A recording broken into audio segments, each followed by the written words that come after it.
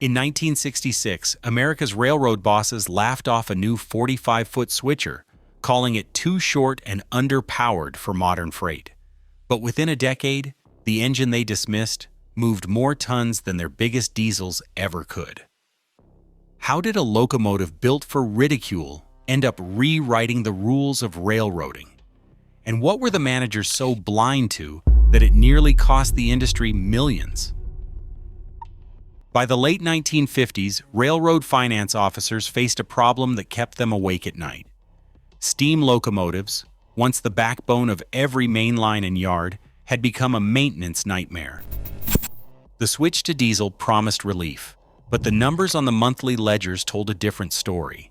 Every year, the operating ratio, the percentage of revenue eaten by expenses, crept higher. Fuel costs soared as diesels idled through long shifts. Shop crews clocked overtime to keep aging engines running. And spare parts for obsolete models grew harder to find. Railroads poured millions into new road locomotives, betting that more horsepower would mean more revenue. But the reality on the ground looked very different.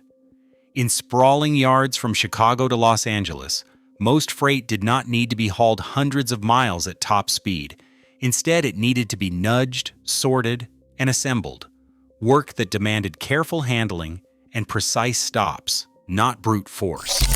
Yet the engines assigned to these jobs were often the same hulking units built for cross-country runs. Managers justified these purchases with charts showing horsepower per dollar. But the day-to-day expenses told another story. A single road locomotive could cost upwards of $250,000 in the early 1960s. And every hour it spent crawling through a yard meant wasted fuel and wear. Maintenance logs from the era are filled with complaints.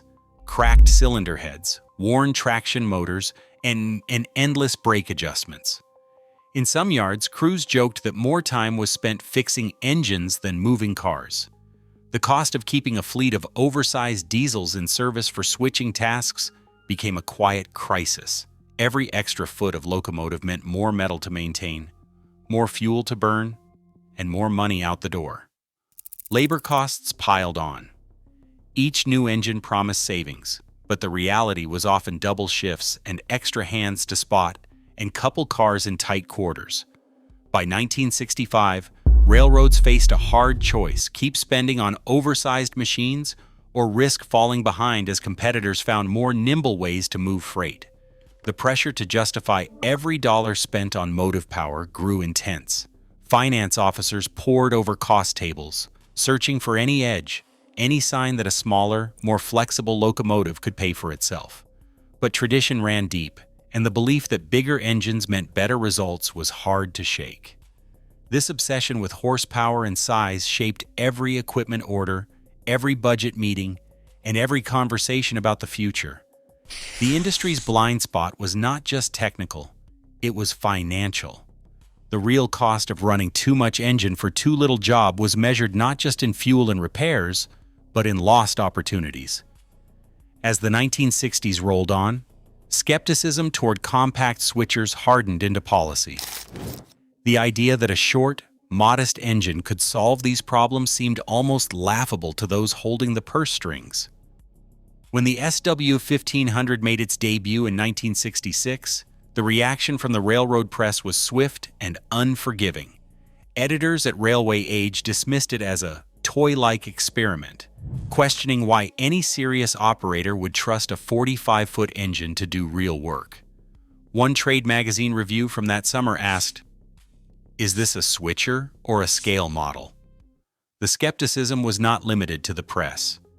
Industry insiders grumbled at conferences and in boardrooms, trading jokes about the SW1500's shrunk in the wash appearance. Rumors spread that EMD had simply run out of steel. The most common complaint was its length. At just under 45 feet, the SW1500 looked half-finished, next to the towering GP and SD road locomotives that dominated the era. Critics argued that such a compact frame could not possibly deliver the muscle needed for modern freight. The phrase underpowered turned up again and again in trade columns, often paired with warnings that the model would struggle with anything heavier than a string of empty boxcars. One 1966 editorial wondered aloud if EMD was turning back the clock by offering a machine that seemed better suited to switching cars at a toy train show than handling real yard duty. Skeptics also questioned the engine's horsepower. In an age when railroads were chasing ever larger numbers, 1,500 horsepower seemed unimpressive. Letters to the editor poured in from self-proclaimed experts, each offering their own calculations for why the SW1500 would be obsolete before the paint dried on its first order. Trade journalists warned that railroads needed big iron to stay competitive, not what one columnist called a starter kit for beginners. The ridicule was not just technical, it was cultural. The SW1500 became an easy punchline for managers who saw themselves as builders of empires, not babysitters for pint-sized engines. In private, some called it the switcher for model railroaders. The prevailing wisdom was clear: bigger was better, and anything less was a step backward. Yet even as the criticism piled up, a handful of operators took notice of something the naysayers missed. While the industry obsessed over size and horsepower, a quiet question lingered in the background. What if the job did not call for brute strength at all? What if the real measure of an engine's worth was not its length, but its ability to do the work that actually needed doing? The SW1500, for all its supposed faults, was about to put those old assumptions to the test. Engineers at EMD did not set out to build a crowd pleaser. They built a machine that matched the realities of American rail yards, down to the last bolt. The SW1500's frame measured just 44 feet 8 inches from coupler to coupler, barely half the length of the road locomotives that towered over it on the shop floor. But every inch served a purpose. That compact frame rode on a pair of BB trucks, 8 wheels, 4 axles, each spaced to glide through the tightest curves and tangled tracks that defined city terminals. Where a GP38 might stall or grind against the rails, the SW1500 slipped through with room to spare. At its heart, the SW1500 carried a 12-cylinder 645E prime mover, a roots-blown, water-cooled diesel delivering 1,500 horsepower at 900 revolutions per minute. This was not just a repackaged road engine. The 645E was tuned for switching, low speed, high stress cycles, frequent stops and starts, and long hours idling in the heat of a crowded yard. The engine idle speed could drop as low as 344 revolutions per minute, with a switching idle setting at 584 revolutions per minute, letting crews conserve fuel without sacrificing the punch needed to move a cut of loaded cars. Power flowed from the engine to a General Motors D32 main generator, then to 4 D77 traction motors, one for each axle. The result was 62,000 pounds of starting tractive effort, enough to break a string of stubborn cars loose from a siding or muscle, a heavy cut up a slight grade. Continuous tractive effort held steady at 38,000 pounds at 11 miles per hour. For most yard jobs, that was more than enough. The 62-to-15 gear ratio capped top speed at 65 miles per hour. But in practice, most SW1500s rarely ventured above 20 miles per hour.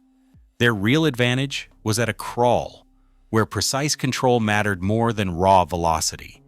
The SW1500's underframe was a story of overbuilt pragmatism.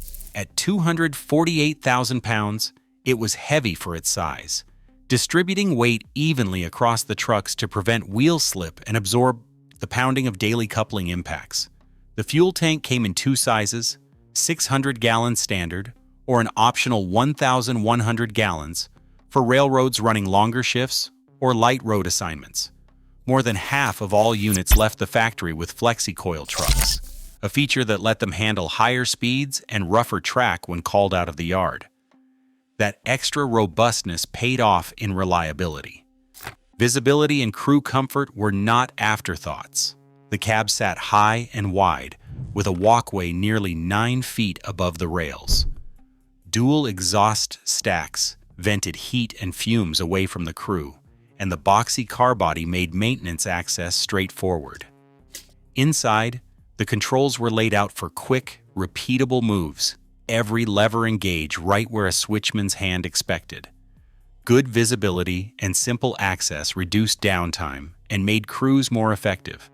This was fit-for-purpose engineering, stripped of excess, and tailored to the work that actually needed doing. The SW1500 did not try to impress with size or flash. Instead, it delivered exactly what switching crews and maintenance shops needed: reliable power, nimble handling, and a mechanical simplicity that paid off day after day. In the world of congested yards and endless switching lists, those choices mattered more than any number on a spec sheet. Chicago's switching yards have always been a test of any locomotive's worth. In the late 1960s, the Belt Railway of Chicago ran a fleet of engines through a maze of tight curves, stub tracks, and endless lines of freight cars. Yardmasters kept careful ledgers, tracking every ton moved and every gallon burned. The SW1500, dismissed by so many as a novelty, quietly started to rewrite those books. A veteran yardmaster known for his sharp pencil and sharper tongue once joked that the SW1500 was the only engine in the yard that could turn around without a map. He watched as crews put the compact switcher to work on jobs that had chewed up larger locomotives. Instead of 3 full-size road engines crawling over the same patch of track, a single SW1500 handled the same volume, sometimes more, without breaking a sweat. The numbers told the story. One unit, working the day and night shifts, moved an estimated 2.3 million tons of freight in a single year. That figure was not a fluke. Yard logs from the era show the same pattern repeating across Chicago's busiest terminals. Fuel consumption stood out on the monthly reports. Where traditional switchers gulped down tank after tank, the SW1500's 12-cylinder 645E engine sipped carefully, often stretching a load of diesel nearly twice as far. Crews reported using up to 40% less fuel compared to the older engines they replaced. The savings did not just show up in the fuel budget. Fewer engines meant fewer crews, less overtime, and less time lost to breakdowns or deadheading units across the yard. Reliability and efficiency became tangible. The impact was immediate. Terminal throughput climbed as bottlenecks vanished. Where big road locomotives struggled to fit or fouled switches, the short wheelbase and nimble trucks of the SW1500 let it weave through crowded tracks with ease. Yardmasters noticed that switching lists shrank faster, cuts were built with fewer moves, and delays dropped off the daily log. Word spread quickly among those who watched the numbers. The old belief that only horsepower could move freight started to look shaky. In the heart of America's rail capital, the SW1500 proved that precision and efficiency could outwork brute strength. The fuel ledgers and tonnage logs became the engine's best defense, evidence no one could ignore. Railroads that once laughed at the too-short switcher began to reconsider. Procurement officers paging through performance reports and asking for more details. The results in Chicago set off a quiet revolution, one measured not in horsepower, but in tonnage moved, fuel saved, and money kept in the bank. Order books at EMD's LaGrange plant filled rapidly after word spread from Chicago's yards. By 1970, the same railroads that once dismissed the SW1500 as a novelty were sending in purchase orders as fast as the factory could process them. Class 1 carriers, Union Pacific, Burlington Northern, and Southern Pacific, each placed significant orders, eager to secure a fleet of these compact switchers before their competitors did. Trade journals from the era ran headlines about the growing demand, and procurement officers compared notes at industry conferences, scanning production tables and delivery schedules. EMD's official roster logged 808 SW1500 units, built between 1966 and 1974, with orders coming from more than 60 railroads across North America. Southern Pacific alone took more than 200, configuring many with flexi-coil trucks and the largest fuel tanks available. Burlington Northern and Union Pacific followed suit, specifying options for dual service and longer shifts. For some, it was about keeping up with rivals. For others, it was a chance to cut costs and boost yard productivity. What started as a trickle of interest grew into a full-scale production surge. The SW1500 became the most requested switcher of its era, with allocation tables and delivery rosters scrutinized by purchasing managers anxious not to be left behind. The old jokes about too short engines faded as the question shifted from whether to buy to how many could be delivered before the next quarter.